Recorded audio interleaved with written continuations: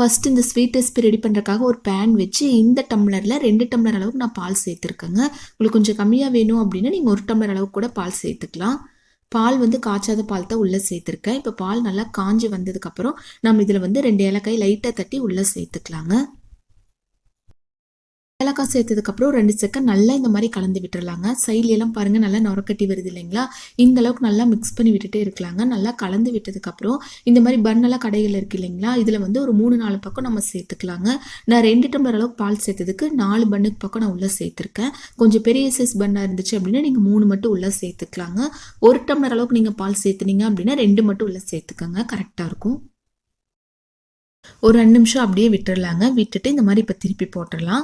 திருப்பி விட்டு ஒரு 2 நிமிஷம் அப்படியே நம்ம விட்டுறலாங்க. இது வந்து பால்லையே நல்லா கரைஞ்சி வந்துடணுங்க. அந்தளவுக்கு நல்லா இந்த மாதிரி ஒரு கரண்டி வச்சு இந்த மாதிரி மிக்ஸ் பண்ணி விட்டுட்டே இருக்கலாம். ஒரு வேளை வந்து டக்குன்னு வேலை முடியணும் அப்படின்னா நீங்கள் சின்ன சின்னதாக கட் பண்ணி கூட தாராளமாக உள்ளே சேர்த்துக்கலாங்க. நல்லா இந்த மாதிரி உடச்சி விட்டதுக்கப்புறம் ஹை ஃப்ளேமில் ஒரு 5 நிமிஷம் நல்லா இந்த மாதிரி மிக்ஸ் பண்ணி விட்டுறலாங்க. பால் கொஞ்சம் கூட இல்லாத அளவுக்கு நல்லா கலந்து விட்டுட்டே இருக்கலாம்.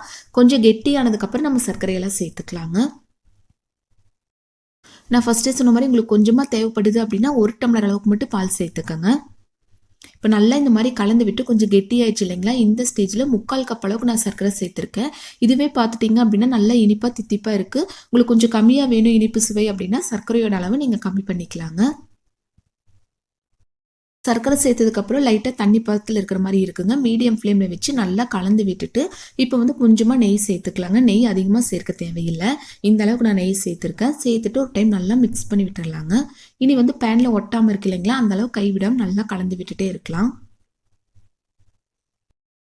இப்போ லைட்டாக பேனில் ஒட்டாமல் இருக்கு இல்லைங்களா? இப்போ வந்து கொஞ்சமாக நெய்யில் வந்து பாதாம், முந்திரி, பிஸ்தா இதெல்லாமே வறுத்து உள்ளே சேர்த்துக்கலாங்க. சேர்த்து மீடியம் ஃப்ளேமில் வச்சு கைவிடாமல் ஒரு 2 நிமிஷம் நல்லா கலந்து விட்டுட்டே இருந்தீங்க அப்படின்னா பேனில் கொஞ்சம் கூட ஒட்டாமல் இருக்குங்க.